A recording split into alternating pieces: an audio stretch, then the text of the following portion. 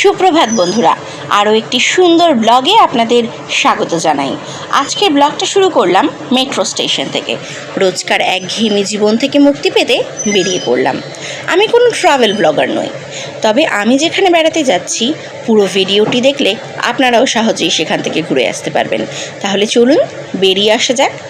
এই ভিডিওতে আপনারা দেখবেন কোথায় যাচ্ছি, কখন যাবেন, কিভাবে যাবেন, খরচ কত, কী বা দেখবেন।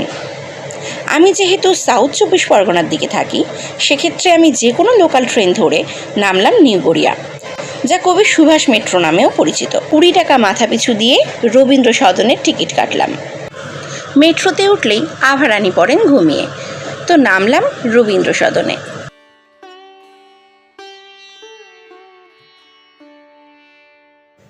মেট্রো থেকে নেমে ডান দিকে এগিয়ে এসকেলেটর ধরে ওপরে উঠতে হবে।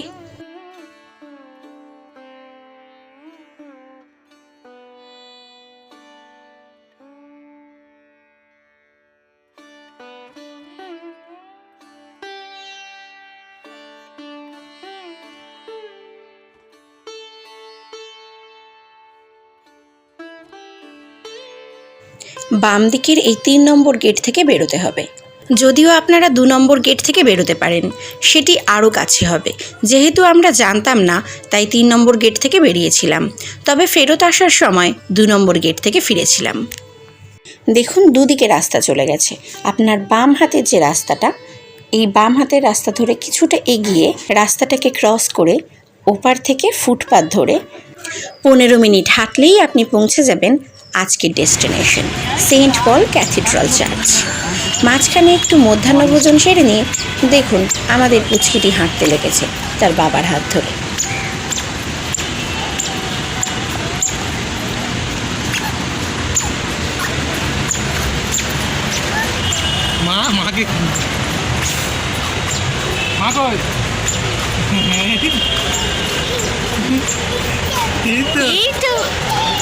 তুমি দেখেছো মাকে?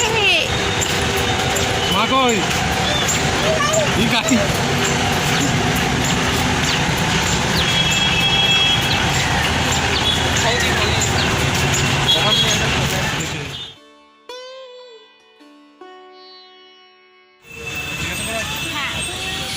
দেখেছো ঘোড়া? দেখেছো?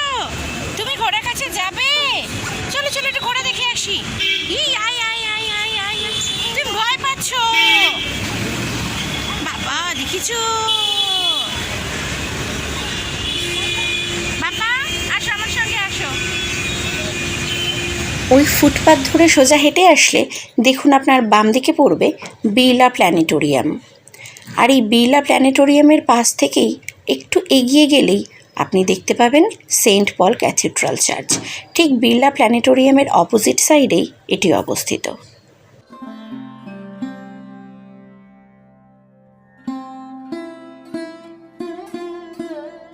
এর ঠিক ডান দিক থেকে চলে গেলে আপনারা যেতে পারবেন ভিক্টোরিয়া মেমোরিয়াল। যদিও আমাদের গন্তব্য আজকে সেটা ছিল না। তো দেখুন, এটি হচ্ছে বিড়লা প্ল্যানেটোরিয়াম।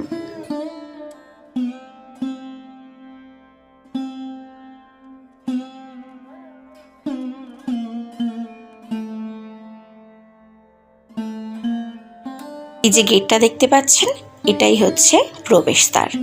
এখান থেকে প্রবেশ করে ঠিক আপনার ডান হাতে পড়বে টিকিট কাউন্টার, যেখান থেকে টিকিট মূল্য নেবে 10 টাকা প্রতিজনের। এটি সোম থেকে শনি সকাল 10টা থেকে সন্ধ্যা 6টা পর্যন্ত খোলা থাকে, আর রবিবার সকাল 6টা থেকে সন্ধে 6টা পর্যন্ত খোলা থাকে। বছরের যে কোনো সময়ই আপনি এখানে ভিজিট করতে পারেন, তবে ক্রিসমাসের সময় এলে জায়গাটা আরও বেশি সুন্দর হয়ে ওঠে।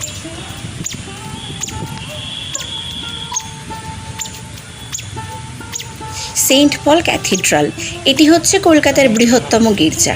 শুধু তাই নয়, এটি এশিয়ার মধ্যেও প্রথম অ্যাংলিকান ক্যাথিড্রাল, যার কাজ শুরু হয়েছিল 1839 সালে আর কাজ সম্পন্ন হয়েছিল 1847 সালে। তুমি এই ক্যান্ডেল দুটো নেবে? আচ্ছা নাও, চলো।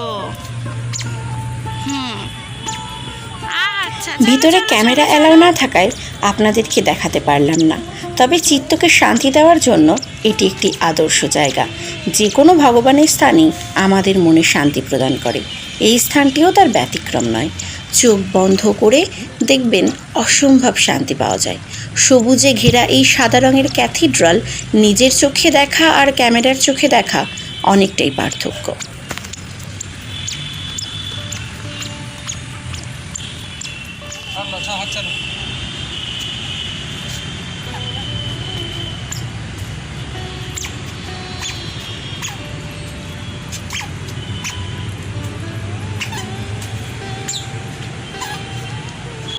এটা হলো এক্সিট গেট।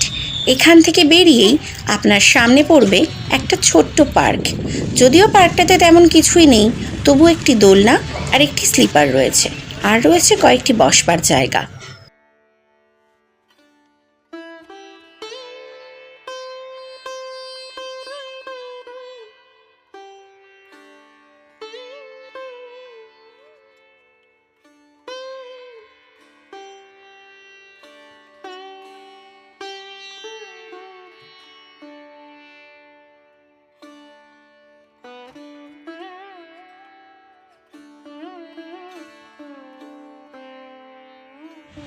নীল আকাশ সাথে সবুজে ঘেরা ক্যাথিড্রাল আপনার মনে শান্তি এনে দেওয়ার জন্য যথেষ্ট।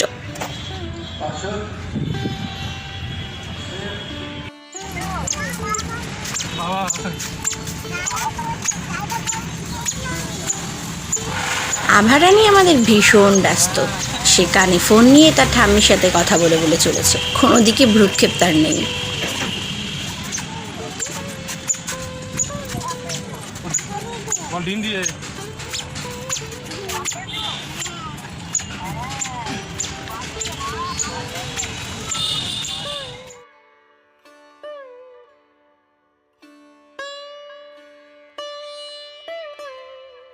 এই টেবিলে বসে কে খায় রে মামা?